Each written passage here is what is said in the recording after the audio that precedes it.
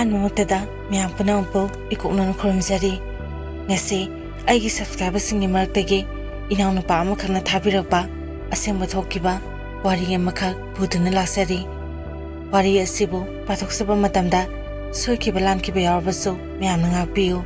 ꯑꯃꯗꯤ ꯃꯌꯥꯝꯅ ꯆꯦꯅꯦꯜ ꯑꯁꯤꯕꯨ ꯅꯨꯡꯁꯤꯕꯤꯗꯨꯅ ꯂꯥꯏꯛ, ꯁꯦꯌꯔ ꯑꯃꯗꯤ ꯁꯕꯁꯀ꯭ꯔꯥꯏꯕ ꯇꯧꯕꯤꯌꯨ. ꯐꯔꯦ ꯃꯌꯥꯝ, ꯋꯥꯔꯤ ꯑꯁꯤ ꯍꯧꯖꯔꯒꯦ. ꯃꯌꯥꯝ ꯄꯨꯟꯅ ꯇꯥꯃꯤꯟꯅꯔꯁꯤ. ꯋꯥꯔꯤꯁꯦ ꯑꯩꯅ ꯏꯊꯣꯛꯆꯕ ꯃꯇꯝꯗ ꯀꯅꯥꯒꯨꯝꯕ ꯏꯃꯨꯡ ꯃꯅꯨꯡ ꯑꯃꯠꯇꯒ ꯃꯔꯤ ꯂꯩꯅꯖꯗꯦ. ꯑꯩ ꯏꯁꯥꯒꯤ ꯌꯨꯝꯗ ꯊꯣꯛꯄ ꯑꯁꯦꯡꯕ ꯋꯥꯔꯤꯁꯤꯡꯁꯦ ꯉꯁꯤꯒꯤ ꯁꯃꯥꯖ ꯑꯁꯤꯗ ꯂꯩꯔꯤꯕ ꯏꯃꯥ ꯕꯕꯥ, ꯏꯆꯦ ꯏꯆꯟ, ꯏꯌꯥꯝꯕ ꯏꯅꯥꯎꯁꯤꯡꯗ ꯇꯥꯍꯟꯖꯒꯦ ꯍꯥꯏꯅ ꯏꯊꯣꯛꯆꯕꯅꯤ. ꯑꯩꯒꯤ ꯂꯩꯐꯝꯗꯤ ꯃꯌꯥꯝꯒꯤ ꯃꯐꯝꯗ ꯂꯣꯠꯆꯒꯦ. ꯃꯁꯤꯒꯤꯗꯃꯛ ꯃꯌꯥꯝꯅ ꯋꯥꯔꯧꯕꯤꯔꯣꯏ ꯍꯥꯏꯖꯔꯤ. ꯑꯩꯒꯤ ꯃꯤꯡꯁꯦ ꯃꯉꯥꯟ, ꯑꯩꯒꯤ ꯕꯕꯥꯒꯤ ꯃꯤꯡꯅ ꯖꯣꯏ, ꯑꯩꯒꯤ ꯏꯃꯥꯒꯤ ꯃꯤꯡꯅ ꯊꯥꯏꯕꯦꯝꯃ. ꯑꯩꯈꯣꯏꯒꯤ ꯏꯆꯤꯜ ꯏꯅꯥꯎꯁꯦ ꯑꯅꯤꯅꯦ. ꯏꯆꯦꯅ ꯑꯍꯟꯅꯦ. ꯑꯩꯒꯤ ꯕꯕꯥꯗꯣ ꯌꯥꯝꯅ ꯐꯕ ꯍꯥꯏꯒꯗ꯭ꯔꯥ ꯅꯠꯇ꯭ꯔꯒ ꯌꯥꯝꯅ ꯄꯪꯕ ꯍꯥꯏꯒꯗ꯭ꯔꯥ, ꯃꯤꯅ ꯍꯥꯏꯔꯤꯕ ꯃꯈꯩ ꯍꯣꯏ ꯍꯣꯏꯗ ꯍꯥꯏꯕ, ꯃꯤꯉꯣꯟꯗ ꯋꯥ ꯑꯃ ꯐꯥꯎꯕ ꯀꯟꯅ ꯉꯥꯡꯕ ꯉꯝꯗꯕ ꯃꯤꯁꯛ ꯑꯃꯈꯛꯅꯤ. ꯑꯗꯨꯒ ꯕꯕꯥꯁꯦ ꯌꯨꯕꯨ ꯉꯥꯎꯔꯕꯗꯤ ꯍꯥꯏꯅꯤ ꯍꯥꯏꯔꯣꯏꯗꯤ ꯈꯪꯗꯦ. ꯑꯗꯨꯕꯨ ꯃꯌꯥꯝ, ꯑꯩꯒꯤ ꯏꯃꯥ ꯅꯨꯡꯁꯤꯕꯤꯗꯣ ꯃꯤꯒ ꯃꯤꯃꯥꯟꯅꯗ꯭ꯔꯦ. ꯃꯌꯥꯝ, ꯃꯤꯃꯥꯟꯅꯗ꯭ꯔꯦ ꯍꯥꯏꯕꯗꯤ ꯅꯨꯡꯉꯥꯏꯇꯦ, ꯏꯃꯥ ꯀꯧꯕꯅꯤꯅ. ꯑꯗꯨꯕꯨ ꯑꯩ ꯍꯥꯏꯖꯒꯦ, ꯏꯃꯥꯁꯦ ꯃꯈꯣꯡꯗꯣ ꯑꯁꯣꯏꯕ ꯈꯔ ꯂꯩꯗꯨꯅ ꯆꯠꯄ ꯃꯇꯝꯗ ꯌꯥꯝꯅ ꯇꯞꯅ ꯁꯦꯛꯄꯣꯏ ꯆꯤꯡꯕꯣꯏ ꯇꯧꯗꯨꯅ ꯆꯠꯄ ꯍꯥꯏꯕꯗꯣ ꯑꯣꯏꯔꯝꯃꯦ. ꯑꯩꯒꯤ ꯏꯃꯥ ꯃꯤꯃꯥꯟꯅꯗꯦ. ꯑꯗꯨꯕꯨ ꯑꯩꯒꯤ ꯕꯕꯥ, ꯏꯃꯥ, ꯃꯈꯣꯏ ꯑꯅꯤꯁꯦ ꯊꯃꯣꯏ ꯁꯦꯡꯅ ꯅꯨꯡꯁꯤꯅꯗꯨꯅ ꯂꯧꯅ ꯂꯩꯅꯈꯤꯕꯅꯤ ꯍꯥꯏꯖꯒꯦ. ꯑꯩꯈꯣꯏꯒꯤ ꯏꯆꯤꯜ ꯏꯅꯥꯎ ꯑꯅꯤꯃꯛ ꯕꯕꯥ ꯏꯃꯥꯅ ꯌꯥꯝꯅ ꯋꯥꯅ ꯌꯣꯛꯄꯤꯔꯛꯏ. ꯑꯩꯈꯣꯏꯒꯤ ꯏꯃꯨꯡꯁꯦ ꯌꯥꯝꯅꯁꯨ ꯐꯤꯕꯝ ꯆꯥꯔꯝꯗꯦ. ꯑꯗꯨꯒꯤ ꯃꯊꯛꯇ ꯐꯧꯁꯤꯡꯁꯨ ꯋꯥꯜꯂꯒ ꯆꯥꯕ ꯃꯔꯝꯅ ꯌꯥꯝꯅ ꯋꯥꯕ ꯏꯃꯨꯡ ꯍꯥꯏꯕꯗꯣ ꯑꯣꯏꯔꯝꯃꯦ. ꯃꯇꯝꯗꯣ ꯑꯩꯈꯣꯏ ꯑꯉꯥꯡ ꯈꯔ ꯑꯣꯏꯔꯤ. ꯑꯗꯨꯕꯨ ꯋꯥꯈꯜꯗꯤ ꯑꯗꯨꯃꯛ ꯇꯥꯔꯦ ꯍꯥꯏꯕ ꯌꯥꯏ. ꯅꯨꯃꯤꯠꯇꯣ ꯂꯝꯇꯥ ꯊꯥꯡꯖꯒꯤ ꯅꯨꯃꯤꯠꯅꯦ. ꯁ꯭ꯀꯨꯜꯁꯨ ꯉꯟꯇꯥꯅ ꯊꯥꯔꯛꯏ. ꯁ꯭ꯀꯨꯜꯗꯒꯤ ꯍꯜꯂꯛꯄꯒꯤ ꯂꯝꯕꯤꯗ ꯆꯦꯆꯦ ꯏꯕꯥꯅꯤ ꯈꯣꯡꯅ ꯋꯥꯔꯤ ꯁꯥꯟꯅꯗꯨꯅ ꯂꯥꯛꯑꯝꯃꯦ. ꯑꯩꯅ ꯆꯦꯆꯦꯗ ꯍꯥꯏ, ꯆꯦꯆꯦ, ꯉꯁꯤꯗꯤ ꯊꯥꯡꯖꯅꯤꯅ ꯍꯣꯔꯦꯟ ꯌꯨꯝ ꯌꯧꯔꯒ ꯇꯤꯚꯤ ꯌꯦꯡꯉꯨꯁꯦ. ꯃꯗꯨꯗ ꯆꯦꯆꯦꯅ ꯑꯩꯗꯤ ꯌꯦꯡꯅꯤꯡꯗꯦ, ꯅꯪ ꯑꯣꯏꯅ ꯌꯦꯡꯉꯨꯁꯣ. ꯑꯩꯁꯨ ꯍꯣꯏ ꯌꯦꯡꯉꯨꯒꯦꯅ, ꯅꯪ ꯇꯜꯂꯒ ꯇꯣꯛꯑꯣ, ꯑꯩ ꯌꯦꯡꯉꯨꯒꯦ. ꯅꯍꯥꯟꯒꯤ ꯁꯛꯇꯤꯃꯥꯟꯒꯤ ꯁꯩꯔꯦꯡꯒꯤ ꯃꯈꯥꯗꯣ ꯑꯗꯨ ꯂꯥꯛꯀꯅꯤ, ꯃꯗꯨ ꯑꯩꯗꯤ ꯌꯦꯡꯉꯨꯅꯦ, ꯌꯥꯝꯅ ꯅꯨꯡꯉꯥꯏꯅ ꯍꯥꯏꯔꯝꯃꯦ. ꯑꯁꯨꯝꯅ ꯋꯥꯔꯤ ꯁꯥꯗꯨꯅ ꯂꯥꯛꯄꯅ ꯌꯨꯝ ꯌꯧꯔꯦ. ꯏꯃꯥ ꯕꯕꯥꯁꯨ ꯁꯨꯃꯥꯡꯗ ꯌꯥꯏꯉꯪ ꯃꯆꯨꯗꯣ ꯁꯣꯏꯗꯨꯅ ꯅꯨꯡꯁꯥꯗ ꯐꯧꯗꯣꯛꯇꯨꯅ ꯂꯩꯔꯝꯃꯦ. ꯆꯦꯆꯦ ꯏꯕꯥꯅꯤꯁꯨ ꯏꯃꯨꯡꯗ ꯆꯪꯗꯨꯅ ꯆꯔꯥ ꯋꯥꯟꯊꯣꯛꯑꯦ. ꯑꯗꯨꯒ ꯐꯤꯔꯣꯟꯁꯨ ꯍꯣꯡꯗꯣꯛꯑꯦ. ꯑꯩꯗꯤ ꯍꯥꯊꯨ-ꯍꯥꯊꯨꯅ ꯇꯤꯚꯤ ꯌꯦꯡꯕ ꯊꯣꯛꯑꯝꯃꯦ. ꯏꯃꯥ ꯕꯕꯥꯅ ꯑꯩꯉꯣꯟꯗ, ꯏꯕꯨꯡꯉꯣ ꯅꯪꯕꯨ ꯀꯥꯏꯗꯅꯣ? ꯃꯗꯨꯗ ꯑꯩꯅ, ꯏꯃꯥ ꯑꯩ ꯇꯤꯚꯤ ꯌꯦꯡꯒꯦ. ꯃꯗꯨꯗ ꯕꯕꯥꯅ, ꯅꯪꯕꯨ ꯂꯥꯏꯔꯤꯛ ꯇꯧꯔꯒ ꯂꯩꯕ ꯌꯥꯗ꯭ꯔꯣ? ꯄꯔꯤꯈꯥꯁꯨ ꯀꯨꯏꯗ꯭ꯔꯦ ꯍꯥꯏꯗꯣꯏꯅꯦ ꯅꯪꯕꯣ. ꯅꯪ ꯑꯃ ꯃꯤ ꯑꯣꯏꯔꯔꯣꯏ ꯍꯥꯏꯅ ꯑꯩꯉꯣꯟꯗ ꯆꯩꯔꯛꯈꯤ. ꯑꯩꯈꯣꯏ ꯏꯃꯥꯅ ꯑꯃꯨꯛ, ꯆꯠꯂꯣ ꯉꯥꯏꯍꯥꯛ ꯌꯦꯡꯉꯨꯔꯁꯣ, ꯑꯗꯨꯒ ꯐꯠ ꯍꯦꯛ ꯍꯜꯂꯛꯎ ꯏꯆꯥꯁꯤꯗꯤ. ꯑꯩꯁꯨ ꯍꯣꯠꯇꯅ ꯆꯦꯟꯈꯤ. ꯃꯇꯝꯗꯣ ꯌꯥꯝꯅ ꯅꯨꯡꯁꯤ. ꯈꯣꯡꯒ꯭ꯔꯥꯎ ꯃꯀꯛꯇꯨꯒ ꯐꯨꯔꯤꯠ ꯁꯥꯝꯇꯨꯒꯤ ꯑꯃꯒ ꯇꯧꯔꯒ ꯑꯩꯅ ꯇꯤꯚꯤ ꯌꯦꯡꯕ ꯅꯪꯍꯧꯔꯣꯏ ꯍꯥꯏꯗꯨꯅ ꯆꯦꯟꯈꯤꯕꯗꯣ. ꯑꯁ, ꯍꯧꯖꯤꯛꯇꯗ ꯅꯣꯛꯅꯤꯡꯉꯦ. ꯃꯃꯥꯡꯉꯩꯗꯗꯤ ꯍꯧꯖꯤꯛ ꯃꯇꯝꯒꯤ ꯁꯨꯃꯥꯏꯅ ꯃꯩꯁꯨ ꯆꯥꯡ ꯅꯥꯏꯅ ꯂꯥꯛꯄ ꯅꯠꯇꯦ. ꯃꯩ ꯂꯥꯛꯄꯒꯤ ꯃꯇꯝꯁꯨ ꯈꯥꯏꯗꯣꯛꯑꯝꯃꯦ. ꯌꯨꯝꯊꯣꯡ ꯈꯨꯗꯤꯡꯒꯤ ꯇꯤꯚꯤꯁꯨ ꯂꯩꯅꯔꯝꯗꯦ. ꯂꯩꯀꯥꯏꯗꯨꯗ ꯇꯤꯚꯤ ꯑꯃ ꯑꯅꯤꯗꯒꯤ ꯍꯦꯟꯅꯁꯨ ꯂꯩꯔꯝꯗꯦ. ꯑꯗꯨꯁꯨ ꯕ꯭ꯂꯦꯛ ꯑꯦꯟ ꯍ꯭ꯋꯥꯏꯠꯇ ꯇꯤꯚꯤ ꯃꯆꯥꯗꯣ ꯃꯗꯨꯗꯅꯤ. ꯑꯩ ꯇꯤꯚꯤꯗꯣ ꯉꯥꯏꯍꯥꯛ ꯌꯦꯡꯕ ꯃꯇꯨꯡ ꯄꯨꯡꯁꯨ 4 ꯈꯔ ꯍꯦꯜꯂꯛꯄ ꯑꯗꯨꯋꯥꯏꯗ ꯑꯩ ꯌꯨꯝꯗ ꯍꯜꯂꯛꯑꯦ. ꯑꯗꯨꯕꯨ ꯌꯨꯝ ꯌꯧꯔꯛꯄ ꯃꯇꯝꯗꯗꯤ ꯕꯕꯥꯗꯤ ꯌꯨꯝꯗ ꯂꯩꯔꯝꯗ꯭ꯔꯦ. ꯃꯃꯥꯒ ꯆꯦꯆꯦꯒꯗꯤ ꯌꯦꯅꯈꯥꯗꯒꯤ ꯅꯨꯃꯤꯗꯥꯡꯒꯤ ꯆꯥꯛ ꯊꯣꯡꯅꯕ ꯍꯥꯏꯗꯨꯅ ꯁꯤꯡꯗꯣ ꯂꯧꯁꯤꯟꯗꯨꯅ ꯂꯩꯔꯝꯃꯦ. ꯑꯩꯅ ꯁꯨꯃꯥꯡꯗ ꯐꯧꯔꯤꯕ ꯌꯥꯉꯪꯗꯣ ꯑꯃꯨꯛ ꯂꯧꯁꯤꯜꯂꯝꯃꯦ. ꯑꯩꯅ ꯆꯦꯆꯦꯗ ꯑꯣꯟꯁꯤꯜꯂꯒ ꯍꯥꯏ, ꯆꯦꯆꯦ, ꯕꯕꯥꯗꯤ ꯀꯥꯏꯗ ꯆꯠꯈꯤꯒꯦ? ꯃꯗꯨꯗ ꯆꯦꯆꯦꯅ, ꯕꯕꯥꯗꯣ ꯂꯧꯕꯨꯛꯇ ꯈꯣꯏꯇꯦꯛ ꯊꯥꯕ ꯆꯠꯈꯤꯕꯅꯦ, ꯍꯜꯂꯛꯑꯅꯤꯅ ꯍꯥꯏꯔꯛꯈꯤ. ꯑꯩꯅ, ꯑꯣ, ꯑꯗꯨꯗꯤ ꯍꯌꯦꯡ ꯉꯥ ꯆꯥꯔꯅꯤꯅꯦ ꯍꯥꯏꯔꯝꯃꯒ ꯍꯔꯥꯎꯅ ꯑꯩ ꯏꯃꯨꯡꯗ ꯆꯪꯉꯛꯑꯝꯃꯦ. ꯏꯃꯥꯅ, ꯏꯕꯨꯡꯉꯣ ꯃꯩꯁꯨ ꯂꯥꯛꯇꯦ, ꯃꯩꯒꯤꯗꯣ ꯑꯝꯇ ꯆꯨꯈꯠꯂꯣ, ꯑꯗꯨꯒ ꯂꯥꯏꯔꯤꯛꯇꯣ ꯐꯖꯅ ꯄꯥꯊꯣꯛꯑꯝꯃꯣ. ꯅꯪ ꯕꯕꯥꯅ ꯌꯥꯝꯅ ꯉꯥꯡꯉꯝꯕꯅꯤꯀꯣ, ꯄꯔꯤꯈꯥ ꯃꯌꯥꯁꯤꯗ ꯂꯥꯏꯔꯤꯛ ꯄꯥꯗꯦ, ꯂꯥꯏꯔꯤꯛ ꯇꯝꯕꯗꯣ ꯇꯣꯛꯍꯜꯂꯅꯤ ꯍꯥꯏꯅ ꯕꯕꯥꯗꯣ ꯌꯥꯝꯅ ꯁꯥꯎꯔꯝꯕꯅꯦ. ꯑꯩꯁꯨ ꯏꯃꯥꯗ, ꯍꯣꯏ ꯏꯃꯥ, ꯄꯥꯔꯨꯒꯦ ꯍꯥꯏꯗꯨꯅ ꯆꯥꯛꯈꯨꯝꯗ ꯆꯪꯉꯛꯇꯨꯅ ꯐꯛ ꯊꯥꯗꯨꯅ ꯂꯥꯏꯔꯤꯛꯇꯣ ꯇꯧꯔꯝꯃꯦ꯫ ꯃꯩꯁꯨ ꯂꯥꯛꯇꯦ꯫ ꯃꯩꯁꯦ ꯅꯨꯡꯇꯤꯒꯤ ꯄꯨꯡ 5 ꯁ꯭ꯋꯥꯏꯗ ꯃꯨꯠꯂꯒ ꯅꯨꯃꯤꯗꯥꯡꯒꯤ ꯄꯨꯡ 7 ꯑꯗꯨꯋꯥꯏꯗ ꯑꯗꯨꯝ ꯂꯥꯛꯑꯝꯃꯦ꯫ ꯑꯗꯨꯒ ꯃꯌꯥꯝ ꯑꯩꯗꯤ ꯂꯥꯏꯔꯤꯛꯇ ꯊꯋꯥꯏ ꯀꯥ ꯍꯦꯟꯅ ꯌꯥꯎꯔꯛꯇꯦ꯫ ꯑꯩꯗꯤ ꯂꯥꯏ ꯌꯦꯛꯄ ꯗ꯭ꯔꯣꯌꯤꯡ ꯌꯦꯛꯄꯁꯦ ꯌꯥꯝꯅ ꯄꯥꯝꯃꯦ꯫ ꯑꯩꯅꯕꯨ ꯂꯥꯏꯔꯤꯛ ꯇꯧꯔꯗꯤ ꯗ꯭ꯔꯣꯌꯤꯡꯁꯦ ꯑꯗꯨꯝ ꯌꯦꯛꯑꯦ꯫ ꯑꯁꯨꯝꯅ ꯅꯨꯃꯤꯠꯁꯨ ꯇꯥꯁꯤꯜꯂꯛꯑꯕ ꯃꯇꯨꯡ ꯃꯃꯥꯅ ꯆꯥꯛ ꯊꯣꯡꯂꯦ꯫ ꯆꯦꯆꯦꯁꯨ ꯃꯃꯥꯒꯤ ꯃꯇꯦꯡ ꯄꯥꯡꯉꯒ ꯂꯥꯏꯔꯤꯛ ꯇꯧꯅꯕ ꯇꯧꯔꯝꯃꯦ꯫ ꯆꯦꯆꯦꯅ ꯏꯃꯥꯗ ꯍꯥꯏ, "ꯏꯃꯥ, ꯑꯩꯗꯤ ꯀꯥꯎꯋꯦ꯫ ꯑꯩꯒꯤ ꯄꯦꯟꯁꯤꯜꯒ ꯕ꯭ꯂꯦꯡ ꯕꯣꯏꯒꯗꯣ ꯂꯩꯇꯦ꯫ ꯍꯌꯦꯡꯒꯤ ꯍꯣꯝꯋꯥꯔꯛ ꯄꯤꯔꯛꯄꯅꯦ." ꯃꯗꯨꯗ ꯏꯃꯥꯅ, "ꯏꯍꯦ, ꯉꯁꯥꯏ ꯉꯟꯅꯤꯉꯩꯗ ꯍꯥꯏꯔꯛꯄ ꯌꯥꯗ꯭ꯔꯣ ꯅꯪꯕꯣ? ꯅꯨꯃꯤꯗꯥꯡꯁꯤꯗ ꯌꯦꯡꯉꯣꯏ, ꯅꯪ ꯕꯕꯥ ꯂꯥꯛꯑꯒ ꯅꯪ ꯕꯕꯥ ꯊꯥꯔꯒ ꯂꯩꯍꯜꯂꯨꯔꯁꯦꯅ ꯍꯥꯏꯔꯛꯈꯤ." ꯃꯗꯨꯗ ꯆꯦꯆꯦꯅ, "ꯏꯃꯥ, ꯊꯦꯡꯉꯅꯤꯌꯦ. ꯑꯩꯒ ꯑꯩꯈꯣꯏ ꯅꯅꯥꯎꯒ ꯆꯠꯂꯨꯒꯦ. ꯂꯨꯄꯥ 10 ꯄꯤꯌꯣꯅ ꯍꯥꯏꯔꯝꯃꯦ." ꯃꯗꯨꯗ ꯏꯃꯥꯅ, "ꯊꯣꯏꯅꯨ, ꯂꯨꯄꯥ 10ꯗꯣ ꯏꯃꯥꯗ ꯂꯩꯇꯦꯃꯦ. ꯂꯨꯄꯥ 30 ꯈꯛ ꯂꯩ꯫ ꯑꯁꯤꯁꯦ ꯄꯨꯔꯒ ꯂꯩꯔꯨꯔꯣ."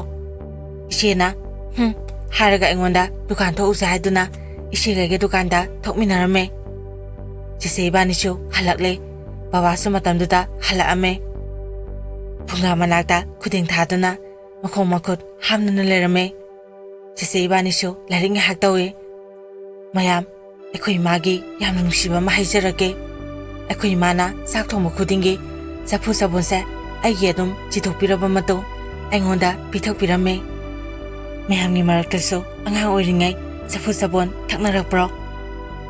ꯑꯁꯨꯝꯅ ꯆꯥꯛꯁꯨ ꯂꯣꯏꯗꯨꯅ ꯆꯥꯛ ꯆꯥꯔꯝꯃꯦ꯫ ꯆꯥꯛ ꯆꯥꯔꯤꯉꯩ ꯏꯆꯦꯅ ꯏꯃꯥꯗ, "ꯏꯃꯥ, ꯄꯔꯤꯈ꯭ꯌꯥ ꯃꯌꯥ ꯌꯧꯕꯒꯤ ꯁ꯭ꯀꯨꯜꯒꯤ ꯐ꯭ꯔꯤꯗꯣ ꯊꯤꯌꯣꯅ ꯍꯥꯏ꯫ ꯐꯥꯔꯁ ꯇꯥꯔꯝ, ꯁꯦꯀꯦꯟ ꯇꯥꯔꯝ ꯄꯔꯤꯈ꯭ꯌꯥꯁꯨ ꯊꯤꯗꯦ꯫ ꯍꯟꯗꯛ ꯊꯥꯔꯠ ꯄꯔꯤꯈ꯭ꯌꯥꯁꯦ ꯐꯥꯏꯅꯦꯜꯁꯤꯗ ꯄꯨꯟꯅ ꯊꯤꯌꯣꯅ ꯍꯥꯏꯔꯛꯑꯦ꯫ ꯊꯤꯗ꯭ꯔꯗꯤ ꯑꯦꯃꯤꯀꯥꯁꯨ ꯄꯤꯔꯣꯏꯅ ꯍꯥꯏ꯫ ꯑꯦꯛꯖꯥꯝ ꯊꯥꯕ ꯌꯥꯔꯣꯏꯅ ꯍꯥꯏ."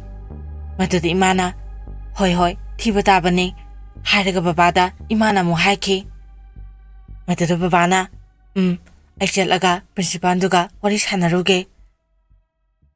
ꯑꯁꯨꯝꯅ ꯅꯨꯃꯤꯠꯇꯣ ꯍꯔꯥꯎ ꯍꯔꯥꯎꯅ ꯆꯥꯛꯁꯨ ꯄꯨꯟꯅ ꯆꯥꯃꯤꯟꯅꯔꯕ ꯃꯇꯨꯡ ꯅꯨꯃꯤꯗꯥꯡꯒꯤ ꯄꯨꯡ 8 ꯈꯔ ꯍꯦꯜꯂꯕ ꯃꯇꯝꯅꯦ꯫ ꯃꯇꯝ ꯑꯗꯨꯗ ꯃꯩꯁꯨ ꯂꯥꯛꯑꯝꯃꯦ꯫ ꯑꯩꯅ ꯇꯨꯃꯤꯟꯅ ꯃꯄꯥꯟ ꯊꯣꯛꯂꯛꯑꯒ ꯑꯩꯈꯣꯏ ꯂꯩꯀꯥꯏꯒꯤ ꯇꯤꯚꯤ ꯂꯩꯔꯤꯕ ꯌꯨꯝꯗꯨꯗ ꯆꯦꯜꯂꯛꯑꯝꯃꯦ꯫ ꯑꯗꯨꯒ ꯃꯤꯒꯤ ꯃꯥꯡꯒꯣꯟꯗꯨꯗ ꯇꯨꯃꯤꯟꯅ ꯀꯥꯔꯒ ꯊꯣꯡꯖꯤꯟ ꯃꯔꯨꯝꯗ ꯂꯣꯟꯅ ꯇꯤꯚꯤ ꯀꯥꯞꯄ꯭ꯔꯥ ꯍꯥꯏꯅ ꯌꯦꯡꯉꯝꯃꯦ꯫ ꯇꯤꯚꯤꯁꯨ ꯀꯥꯞꯄꯝꯗ꯭ꯔꯦ꯫ ꯃꯁꯤꯗꯒꯤ ꯑꯃꯨꯛ ꯑꯩ ꯌꯥꯝꯅ ꯇꯟꯅ ꯏꯃꯨꯡꯗ ꯑꯃꯨꯛ ꯆꯦꯜꯂꯛꯈꯤ꯫ ꯑꯗꯨꯒ ꯐꯃꯨꯡꯗ ꯆꯪꯗꯨꯅ ꯇꯨꯝꯃꯝꯃꯦ꯫ ꯕꯕꯥꯗꯤ ꯉꯟꯇꯥꯅ ꯑꯗꯨꯝ ꯍꯧꯒꯠꯂꯦ꯫ ꯕꯕꯥꯅ ꯍꯦꯛ ꯍꯧꯒꯠꯄꯒ ꯑꯩꯉꯣꯟꯗ ꯑꯗꯨꯝ ꯍꯧꯗꯣꯛꯑꯝꯃꯦ, "ꯏꯕꯨꯡꯉꯣ, ꯍꯧꯒꯠꯂꯣ ꯍꯧꯒꯠꯂꯣ, ꯅꯆꯤꯟꯌꯥꯒ ꯁꯦꯡꯗꯣꯛꯑꯝꯃꯣ, ꯂꯥꯏꯔꯤꯛꯀꯗꯣ ꯄꯥꯔꯒ ꯂꯩꯔꯝꯃꯨꯀꯣ, ꯃꯤꯒꯤ ꯃꯌꯨꯝꯗ ꯑꯃꯨꯛ ꯆꯦꯟꯅ ꯂꯩꯔꯝꯅꯤ."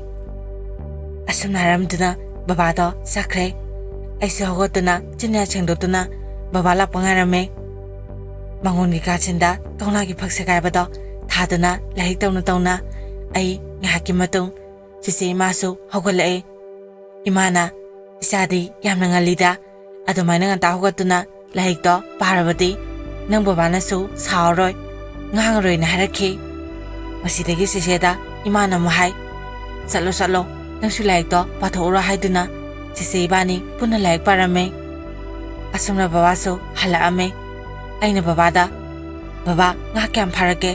ꯍꯥꯏꯗꯨꯅ ꯕꯕꯥꯅ ꯌꯥꯜꯂꯤꯕ ꯈꯥꯎꯗꯣ ꯍꯥꯡꯗꯣꯛꯇꯨꯅ ꯌꯦꯡꯉꯝꯃꯦ꯫ ꯑꯁ ꯃꯌꯥꯝ, ꯉꯥꯆꯤꯛ ꯉꯥꯃꯨ ꯉꯥꯄ꯭ꯔꯨꯝ ꯃꯌꯥꯝ ꯑꯃ ꯐꯥꯔꯛꯑꯝꯃꯦ꯫ ꯏꯃꯥꯅ ꯈꯨꯗꯦꯡ ꯄꯨꯊꯣꯔꯛꯇꯨꯅ ꯍꯥꯏꯗꯣꯛꯂꯦ꯫ ꯑꯗꯨꯒ ꯀꯩꯊꯦꯜꯗ ꯌꯣꯟꯅꯕ ꯑꯍꯤꯡꯕ ꯉꯥꯁꯤꯡ ꯈꯟꯗꯣꯛꯇꯨꯅ ꯀꯩꯊꯦꯜ ꯆꯠꯄꯒꯤ ꯏꯅꯦꯗ ꯌꯣꯟꯅꯅꯕ ꯄꯤꯈꯤ꯫ ꯃꯌꯥꯝ, ꯑꯩꯅ ꯉꯥꯄ꯭ꯔꯨꯝꯗꯣ ꯌꯥꯝꯅ ꯆꯥꯅꯤꯡꯈꯤ꯫ ꯑꯗꯨꯕꯨ ꯅꯨꯃꯤꯠꯇꯣ ꯉꯥꯄ꯭ꯔꯨꯝꯗꯤ KG 1ꯗꯒꯤ ꯍꯦꯟꯅ ꯐꯥꯔꯛꯈꯤꯗꯦ꯫ ꯑꯗꯨꯅ ꯑꯩ ꯑꯗꯨꯃꯛ ꯆꯥꯕ ꯐꯪꯈꯤꯗ꯭ꯔꯦ꯫ ꯑꯁꯨꯝꯅ ꯁꯨꯝ ꯁꯨꯝ ꯍꯧꯈꯤꯕꯅ ꯅꯨꯃꯤꯠꯇꯣ ꯄꯔꯤꯈꯥ ꯍꯌꯦꯡꯅꯤ ꯍꯥꯏꯕꯒꯤ ꯉꯁꯤꯒꯤ ꯅꯨꯃꯤꯗꯥꯡꯅꯤ꯫ ꯏꯆꯦ ꯏꯕꯥꯅꯤ ꯍꯌꯦꯡ ꯄꯔꯤꯈꯥꯒꯤꯗꯃꯛ ꯂꯥꯏꯔꯤꯛ ꯇꯧꯔꯒ ꯂꯩ꯫ ꯕꯕꯥꯗꯤ ꯍꯟꯖꯤꯜꯂꯛꯇ꯭ꯔꯤ, ꯊꯕꯛ ꯆꯠꯈꯤꯕꯅꯦ꯫ ꯉꯥꯏꯍꯥꯛ ꯂꯥꯏꯔꯤꯛ ꯇꯧꯔꯕ ꯃꯇꯨꯡ ꯑꯗꯨꯃꯛ ꯂꯣꯏꯁꯤꯜꯂꯦ꯫ ꯑꯩꯅ ꯏꯆꯦꯗ ꯍꯥꯏ, "ꯆꯦꯆꯦ, ꯏꯃꯥꯅ ꯆꯥꯛ ꯂꯣꯏꯗ꯭ꯔꯤꯐꯥꯎ ꯏꯕꯥꯅꯤ ꯇꯤꯚꯤ ꯌꯦꯡꯉꯨꯁꯦ."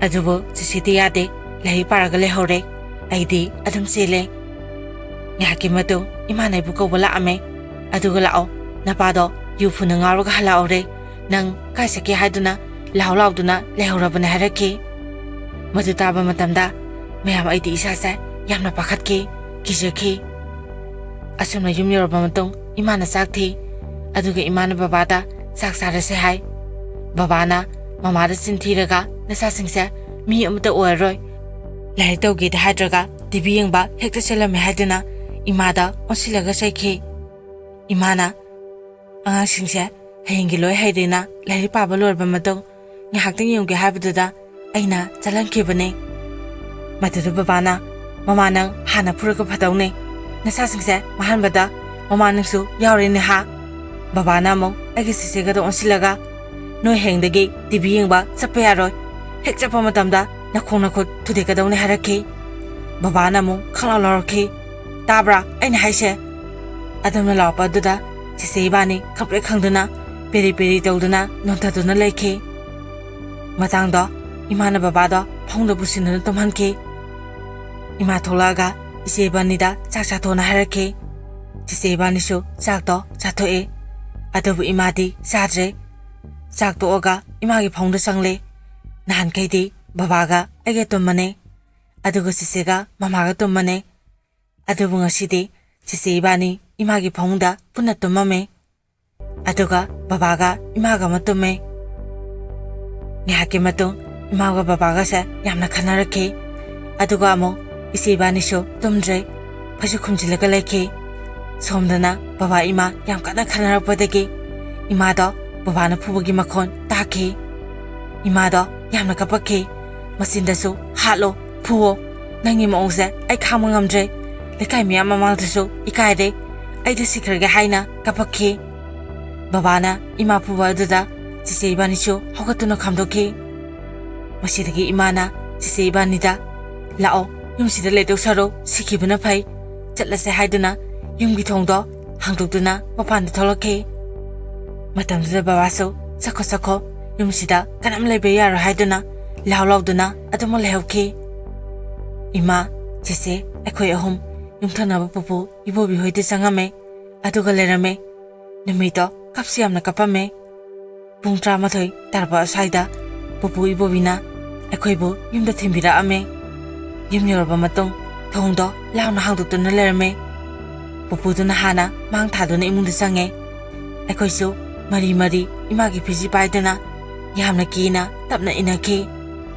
babado tumduna nakhokduna lerame masidagi pupusu wakya haramdana aduma sakre asumna numito imasu babaga tongkre ahingi matamne babado chaklai hoba haina amalai maduda horaki imana sini thitlaga bithaki masidagi babado inthaki asumna nongalaba matung parikha sapaki ekhoi losale adugo skun di free show thinanamba babaga tawraga skun salame hositi babana free tv duna parikha su tharame asumna parikha su lokraba matung kalen suti thai mayam babani yutha aga imada ahing thingkhaidana nisha sanaduna chintiba kya ngangdana yamna otkhre masing thingamdana adubo mayam ai angang oirabaso aishu asawa habada yorokhe noma nungthingi matamne sisebani skun halame adubo babado yungarga mangonda longna taduna imada nisha khaiduna leramkhe ai madu uba matamda yamna sawningkhe isada yamna so haina khide akho sisebani imungda sangle adugo sakto chathoe babade masina ngangba suklen leplamde imada so chinyamna thiramkhe imada ngamudagi hendokduna sise ibani dasu yamna ngamkhe adubu numisha babana yungawbagi bakhan khantaba warpagi rakhangde imada soinai bi haraga tabada nungaitaba wahiwata kyama ngangkhe asukuiba matamsa aisigi wahaisa babana imada ngangba amphawba tadre imada yamna kapkhe ai imanda kapada tasani mangamkhide nahan koi ngama matamdadi ai bababu nungta sarude adubu ngaside ai bababu yawna sawningkhe isada khantaba ngamhodana baba nang aina hatkane haraga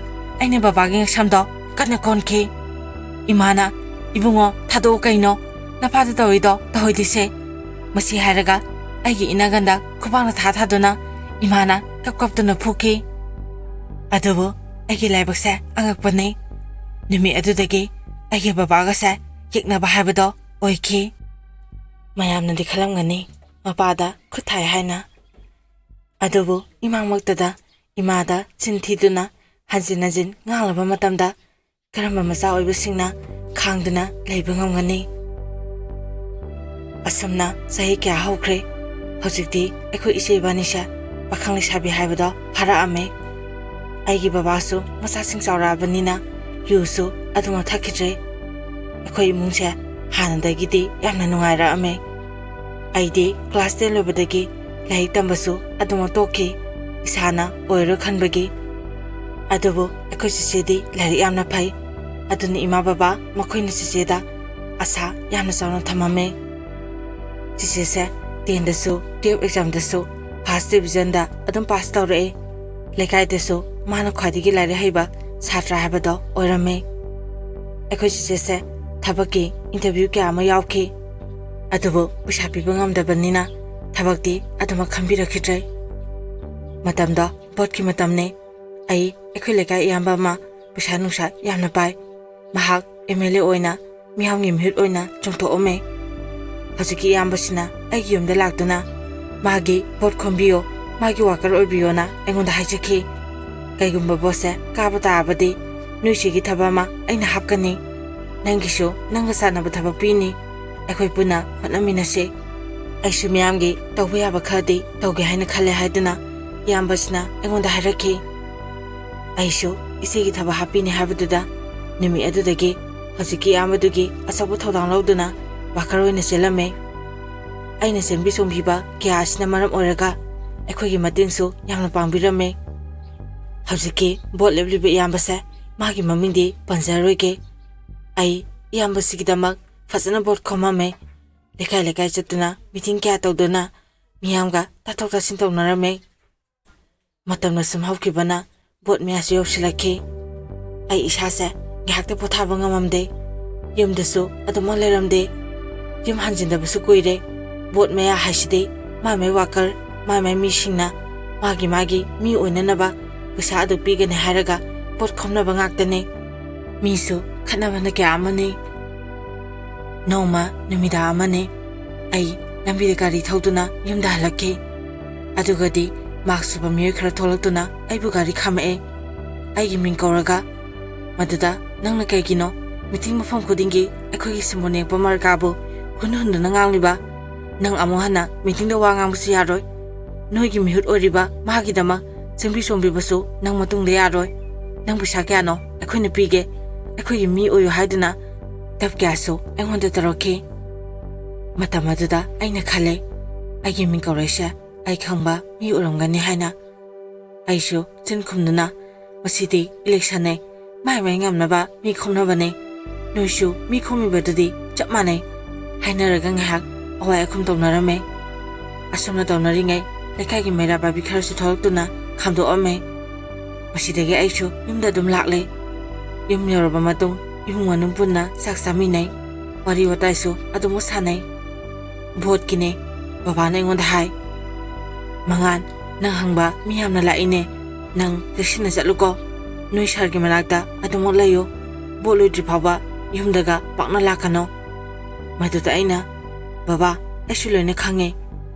ꯅꯣꯡꯃꯁꯨ ꯑꯩꯅ ꯌꯨꯝꯗ ꯍꯜꯂꯛꯄ ꯃꯇꯝꯗ ꯑꯩꯈꯣꯏꯒꯤ ꯊꯣꯡꯒꯥꯟꯗ ꯈꯨꯠꯂꯥꯏ ꯄꯥꯏꯔꯒ ꯃꯤꯑꯣꯏ ꯈꯔ ꯂꯩꯔꯝꯃꯦ꯫ ꯃꯁꯤꯗꯒꯤ ꯑꯩ ꯑꯗꯨꯃꯛ ꯌꯨꯝ ꯆꯪꯉꯝꯗꯅ ꯑꯗꯨꯃꯛ ꯍꯜꯂꯦ꯫ ꯑꯗꯨꯒ ꯉꯁꯤꯁꯨꯅꯦ, ꯂꯝꯕꯤꯗ ꯃꯤꯑꯣꯏ ꯈꯔꯅ ꯑꯩꯕꯨ ꯊꯠꯂꯛꯈꯤ, ꯑꯗꯨꯕꯨ ꯃꯩꯔꯥ ꯄꯥꯏꯕꯤꯁꯤꯡꯅ ꯈꯥꯝꯗꯣꯛꯅꯗꯨꯅ ꯅꯆꯥ ꯌꯨꯝ ꯍꯜꯂꯛꯏꯁꯤꯅꯦ꯫ ꯃꯗꯨꯗ ꯕꯕꯥꯅ ꯄꯥꯈꯠꯅ ꯍꯥꯏ, ꯏꯕꯨꯡꯉꯣ, ꯅꯪ ꯂꯩꯇ꯭ꯔꯤꯉꯩ ꯌꯨꯝꯁꯤꯗ ꯑꯀꯤ ꯑꯈꯪ ꯀꯌꯥ ꯑꯃ ꯇꯧꯈ꯭ꯔꯦ, ꯑꯗꯨꯕꯨ ꯅꯪ ꯅꯊꯟꯗ ꯂꯝꯕꯤ ꯂꯝꯍꯥꯡꯗꯒ ꯅꯊꯟꯗ ꯆꯠꯀꯅꯨꯀꯣ, ꯏꯄꯥ ꯌꯥꯝꯅ ꯄꯥꯈꯠꯂꯦ꯫ ꯕꯕꯥ, ꯀꯩꯝꯇ ꯈꯟꯖꯤꯜꯂꯨꯅꯣ, ꯃꯣꯏꯅ ꯀꯩꯝꯇ ꯇꯧꯕ ꯉꯝꯂꯣꯏ, ꯑꯩ ꯀꯅꯥꯗꯁꯨ ꯂꯥꯟꯈꯤꯗꯦ, ꯑꯩꯅ ꯀꯅꯥꯝꯇ ꯀꯤꯗꯦ, ꯃꯣꯏꯅ ꯇꯧꯅꯤꯡꯕ ꯇꯧꯖꯔꯁꯅꯨ, ꯄꯨꯝꯅꯃꯛ ꯃꯥꯌꯣꯛꯅꯕ ꯇꯥꯕꯅꯤ꯫ ꯃꯇꯝꯅ ꯑꯁꯨꯝ ꯍꯧꯈꯤꯕꯅ ꯚꯣꯠ ꯅꯨꯃꯤꯠꯁꯨ ꯑꯣꯏꯔꯛꯑꯝꯃꯦ꯫ ꯃꯌꯥꯝꯗ ꯋꯥꯐꯝ ꯑꯝꯇ ꯁꯦꯡꯗꯣꯛꯆꯒꯦ, ꯍꯧꯖꯤꯛꯀꯤ ꯚꯣꯠ ꯂꯦꯞꯅꯔꯤꯕ ꯑꯅꯤꯁꯦ ꯑꯩꯈꯣꯏ ꯏꯃꯨꯡꯒ ꯈꯪꯅ ꯆꯥꯟꯅꯕ ꯉꯥꯛꯇꯅꯤ꯫ ꯚꯣꯠ ꯊꯥꯗꯕꯁꯨ ꯍꯧꯅꯔꯛꯑꯦ꯫ ꯑꯩꯈꯣꯏ ꯂꯩꯀꯥꯏꯒꯤ ꯄꯣꯂꯤꯡ ꯃꯐꯝ ꯑꯗꯨꯗ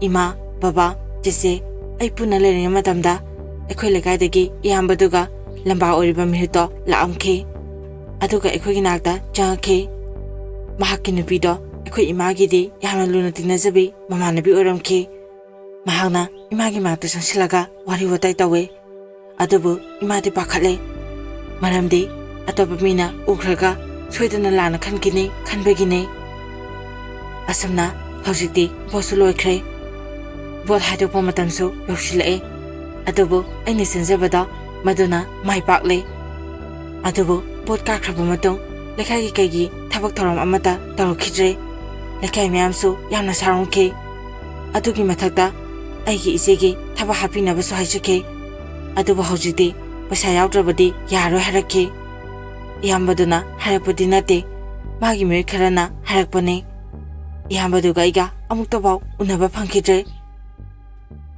ꯅꯣꯡꯃꯗꯤ ꯏꯊꯥ ꯊꯥꯖꯗꯅ ꯏꯌꯥꯝꯕꯗꯨꯅ ꯑꯩꯕꯨ ꯀꯧꯔꯛꯈꯤ꯫ ꯑꯩ ꯆꯠꯂꯦ꯫ ꯑꯗꯨꯒ ꯚꯣꯠ ꯅꯨꯃꯤꯠꯇ ꯏꯃꯥꯒ ꯏꯃꯥꯒꯤ ꯃꯃꯥꯟꯅꯕꯤꯗꯨꯒ ꯋꯥꯔꯤ ꯁꯥꯟꯅꯈꯤꯕꯒꯤ ꯐꯣꯇꯣꯗꯣ ꯑꯩꯉꯣꯟꯗ ꯌꯦꯡꯍꯜꯂꯛꯈꯤ꯫ ꯑꯩꯁꯨ ꯉꯥꯏꯍꯥꯛꯇꯪ ꯏꯁꯥꯁꯦ ꯀꯩꯅꯣꯝ ꯇꯧꯈꯤ, ꯈꯨꯝꯐꯝ ꯈꯪꯈꯤꯗꯦ꯫ ꯑꯗꯨꯕꯨ ꯑꯩꯅ ꯏꯌꯥꯝꯕꯗ ꯑꯩꯈꯣꯏ ꯏꯃꯨꯡ ꯂꯣꯏꯅ ꯏꯌꯥꯝꯕꯗ ꯚꯣꯠ ꯊꯥꯗꯈꯤꯅ ꯑꯩꯅ ꯁꯦꯡꯅ ꯍꯥꯏꯖꯈꯤ꯫ ꯑꯗꯨꯕꯨ ꯑꯩꯅ ꯍꯥꯏꯕꯗꯣ ꯑꯔꯥꯟꯕ ꯇꯥꯈꯤ꯫ ꯑꯁꯨꯛ ꯀꯨꯏꯅ ꯑꯩꯅ ꯇꯧꯕꯤꯈꯤꯕ ꯍꯣꯠꯅꯈꯤꯕ ꯃꯌꯥꯝꯗꯣ ꯑꯔꯦꯝꯕꯗ ꯇꯥꯈꯤ꯫ ꯑꯩꯅ ꯈꯟꯈꯤ, ꯃꯍꯥꯛꯀꯤꯁꯨ ꯃꯇꯝ ꯂꯥꯛꯈꯤꯅꯤ ꯍꯥꯏꯅ, ꯇꯧꯕꯤꯃ ꯈꯪꯗꯕ, ꯄꯨꯛꯆꯦꯜ ꯁꯦꯡꯗꯕ ꯍꯥꯏꯅ ꯑꯩꯅ ꯌꯥꯝꯅ ꯋꯥꯔꯧꯖꯈꯤ꯫ ꯑꯗꯨꯒ ꯆꯦꯆꯦꯒꯤ ꯃꯃꯥꯡꯗꯁꯨ ꯑꯩ ꯌꯥꯝꯅ ꯏꯀꯥꯏꯈꯤ꯫ ꯆꯦꯆꯦꯗ ꯑꯩꯅ ꯁꯣꯏꯗꯅ ꯊꯕꯛ ꯍꯥꯞꯄꯤꯅꯦ ꯍꯥꯏꯈꯤꯕꯗꯣ ꯍꯧꯖꯤꯛꯇꯗ ꯈꯜꯂꯨꯕ ꯃꯇꯝꯗꯁꯨ ꯍꯦꯟꯅ ꯅꯨꯡꯉꯥꯏꯔꯛꯇꯕ ꯐꯥꯎꯋꯦ꯫ ꯆꯦꯆꯦꯁꯨ ꯌꯥꯝꯅ ꯅꯨꯡꯉꯥꯏꯇ꯭ꯔꯦ ꯍꯥꯏꯕ ꯈꯪꯉꯤ꯫ ꯑꯗꯨꯕꯨ ꯑꯩꯅ ꯍꯦꯟꯅ ꯅꯨꯡꯉꯥꯏꯈꯤꯔꯣꯏ ꯈꯟꯗꯨꯅ ꯆꯦꯆꯦꯅ ꯃꯥꯏꯊꯣꯡꯗ ꯅꯣꯛꯁꯤꯟꯅꯕ ꯈꯛꯇꯅꯤ꯫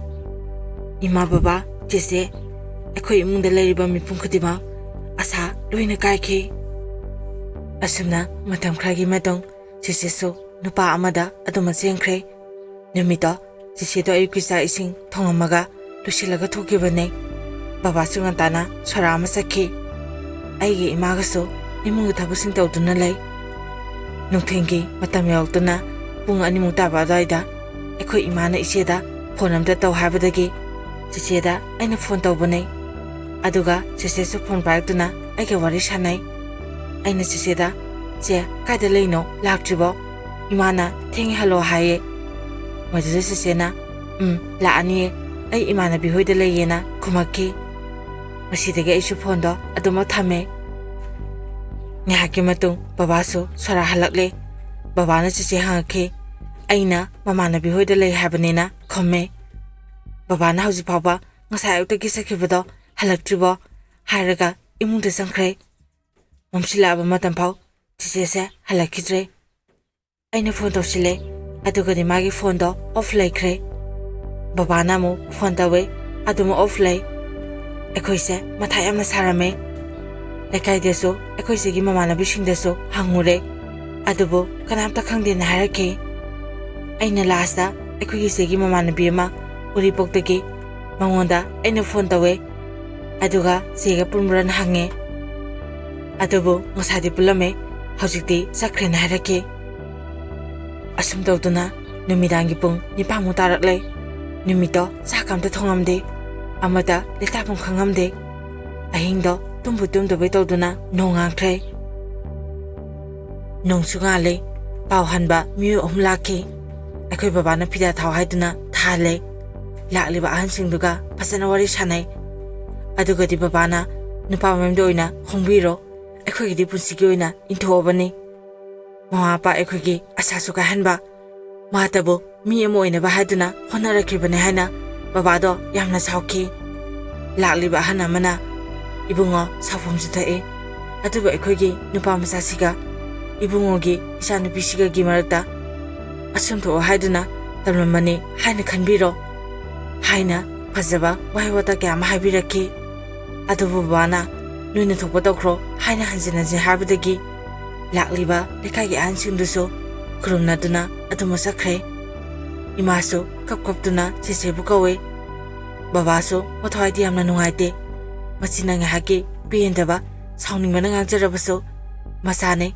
ꯅꯨꯡꯁꯤꯔꯤꯕꯅꯤ꯫ ꯕꯕꯥꯁꯨ ꯃꯃꯤꯠꯇꯒꯤ ꯃꯄꯤ ꯇꯥꯔꯛꯈꯤ꯫ ꯑꯁꯨꯝꯅ ꯅꯨꯃꯤꯠꯇꯣ ꯍꯧꯈ꯭ꯔꯦ꯫ ꯅꯣꯡꯃ ꯆꯦꯆꯦꯅ ꯑꯩꯉꯣꯟꯗ ꯐꯣꯟ ꯇꯧꯔꯛꯈꯤ꯫ ꯆꯦꯆꯦꯅ ꯑꯩꯉꯣꯟꯗ ꯀꯞꯅ ꯍꯥꯏ, ꯅꯅꯥꯎ, nang sisigi luhongba lao. Ima baba na ibu nungsidrabaso, aibu inthokpirabaso. Nana, nang sisigi luhongba lao ko. Baba mama ibung sakna, nang aibu dan pirarodra. Haiduna, sieda kapaki. Aishu kapna kapna. Sise, ay laki soidana. Ay, ima baba da haige. Sisigi luhongba chase haina. Madada sisena. Nanao, haige no. Sisena lama ngaktani. Moina saurido sapam to'e. Sisena kanta hawdaba wakan yaudabadagi thokibane. Nanao, nang ima baba da haige nuko. Masi haraga sisido kana kapaki. Aishu isibu theme. Sisiga iga ngawari sanarba matung phondo adumuk thamnare. Asumna ay imungi miyamda khangalamda ay imanaba mo toroga sisigi luhongbado lona sakhi. Sisina polo shetuna lerambado uba matamda ay mitaki pitaraki. Angang oiringagi thawdo kyaso nisingna ay yamna kapki. Sisina ay ubaga nanaw haina kumsibiduna puna kapminaki. Ngahaki matung ay isida kinadang piramduna yumda aduma halae. Yum yoraba matung ima babana kai chatluge na haki. Aina imanabigi thabama chatlubane khungki. Asumna ay numida saka sadre. Phamungsangduna isega kapminaba photo singdo yengduna amu kapki. Asumna numida aduma hawkre. Babaso thabak suba chakre. Adugadi amu babado sisigi wakhanda yamna nungaita thabakto chakhibane. Babana sakhiba nongmani leraga aigi babado thabak sufamda yot kappa matamda makongda katar machine khaide hospital pukhatla haina thabak suminaba miyo amana engonda phone tawduna harakhi. Aini yam pakhatna karamba hospital da no hangduna yamna thuna pakhana imabu kana kawi. Ai imada papu batamke. Aduga aige imaga yam thuna lekhaidagi auto ma waraga hospital tamna lakhi. Babaga su aige unare. Babado kaimtadi toramdre. Adubu babagi khong oigi khuning thawga khuyaga gi kara aduda machine khakibana mafam taru hena pholamki. Phana kuina babagi makhongdo chappa yaramde. Babasu thabak sudre. Aishu ima baba yangsilengai thabak amta toramdre suramde. Hajiti yumsida pesa kanamda thoknadre. Mamangai angang oiringai matamgi patana wakiba adugumna amu waba horakhi. Hingdabadi yade. Aduna ay babagi mahu sinduna thabak suba oina yawki. Aini thabak suba yawriba mafamdo thangadane. Yum ama nauna sabane. Thamari mu phajila'e. Aikoina sariba yumbudugi machanupi ama lay. Mamingna Sonia kawe. Ma nupi oijarabasu nupa tawna adum tawe. Tomboy habado oirame. Ma ay ahanba unaba matamda isyanakhi. Ma ay nungsibasu phawnakhi. Ma ay nambasi lawnaduna paw phawnaba hawki. Aina mabu nupi amagum lainaba pawtak kya amasu pikhi. Aina habado manasu phajana inki. Aduga ma ay thamoy sengna phajana nungsinnarakhi. Akhoi imungi wari mangonda punama lekhi. Mahak yamna nungairamde. Adubu magi warisu engonde lirakhi. Asumna ibani chahi mangamu khangnarba matung ibani chenuna luhongki. Soniana aikoigi imungda hek lakiba matam adudagi aikoigi imungse ahongba kyamu lakhi. Hana waramba singdo hojikti tapna nungairakhi. Aikoi chichisu hojikti laukhapiduna changthok changsin tawnare. Matang asida wari asi miyamda tahanjaba lojare. Arobada miyam punampu ikoknanu khurumjari.